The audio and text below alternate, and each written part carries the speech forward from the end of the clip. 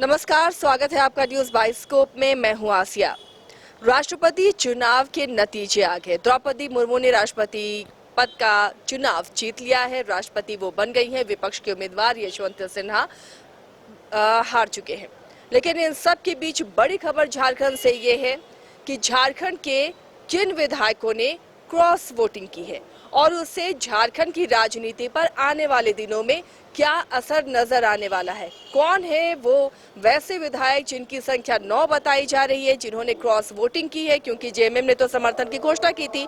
अब बच गए कौन और किन्होंने की है क्रॉस वोटिंग और उससे आने वाले दिनों में राज्य में क्या राजनीतिक हालात होंगे, समझने की हम कोशिश करेंगे। हमारे सहयोगी मदन इस वक्त मौजूद है हमारे साथ। मदन, एक बार फिर से जो सवाल पहले बीच में राजनीतिक गलियारों में तैर रहा था, अब राष्ट्रपति चुनाव में वोटिंग के बाद फिर से नतीजों के बाद वो सवाल तैर रहा है कि आखिर वो कौन है जिन्होंने क्रॉस वोटिंग की है। बिल्कुल, देखिए ये एक बड़ा सवाल बनकर जरूर राष्ट्रपति चुनाव के बाद सामने आया है। जिस तरह से कांग्रेस ने यूपीए उम्मीदवार यानी कि यशवंत सिन्हा को समर्थन दिया, उनके उम्मीदवार रांची पहुंचते हैं, कई विधायक उसमें शामिल भी नहीं होते हैं, कई सांसद जो है उसमें शामिल नहीं होते हैं कांग्रेस के, लेकिन फिर भी एकजुटता की बात की जाती है। एक साथ सभी कांग्रेस के विधायक वोट करने के लिए विधानसभा पहुंचते हैं।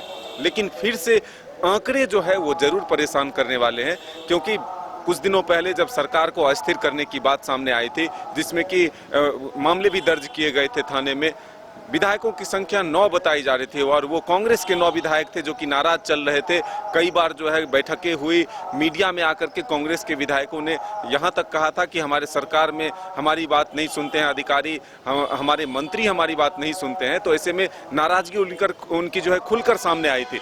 अब देखिए जिस तरह से राज्यसभा में 70 वोट, राष्ट्रपति चुनाव में द्रौपदी मुर्मू ने जो 70 वोट हासिल किया है, उसके आंकड़ों को अगर आप देखें तो 25 वोट जो है वो बीजेपी के थे, 30 वोट जेएमएम के थे और 2 निर्दलीय थे और एनसीपी ने एक साथ दिया। तो ऐसे में अगर टोटल आंकड़े आप देखेंगे तो वो 61 तक पहुंचने वाले थे एनडीए के जो उम्मीदवार थे द्रौपदी मुर्मू, लेकिन आंकड़े जो है वो 90 तक पहुंच गए, यानी कि कांग्रेस के विधायकों ने क्रॉस वोटिंग की।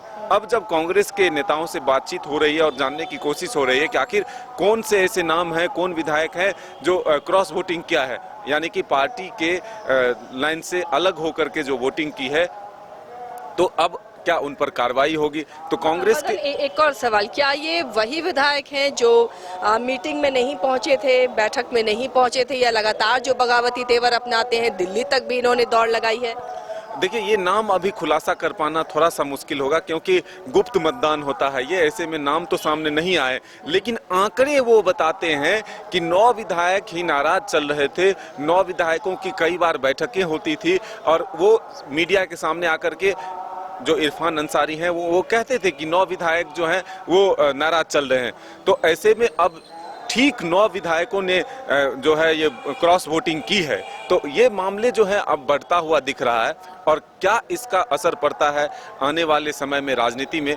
आज बीजेपी के कई नेताओं ने कहा कि कांग्रेस के विधायकों की अंतरात्मा अब जाग चुकी है, अब सत्ता परिवर्तन भी होगा।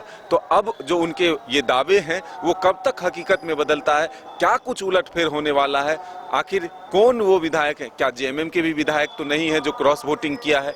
अब ये तमाम चीजें जो है सामने आएगी धीरे धीरे, लेकिन फिलहाल ये जरूर है कि जिस चीज का डर था कि यहाँ पर क्रॉस वोटिंग होगी, उस ये माना जा रहा था कि 1-2 विधायक कर सकते हैं, लेकिन इतने संख्या यानी कि 81 विधायक में से 9 विधायक अगर क्रॉस वोटिंग करते हैं तो ये बड़ी बात है झारखंड जैसे छोटे राज्यों के लिए। चलिए, बहुत बड़ी बात मदन ने बता दी है कि अगर ये क्रॉस वोटिंग हुई है और जो इशारे राजनीतिक गलियारों में मिल रहे हैं, या जिस तरह से बीजेपी अब दावे कर रही है कि अंतरात्मा जाग रही है कांग्रेस की, बड़ा उलटफेर हो सकता है, तो आने वाले दिनों में ये कहना गलत नहीं होगा कि झारखंड में बड़ा सियासी उलटफेर भी देखने को मिल सकता है। और लगातार न्यूज बाइस्कोप की नजर इन सियासी हलचल पर बनी रहेगी। आपको हम अपडेट देते रहेंगे। फिलहाल इतना ही।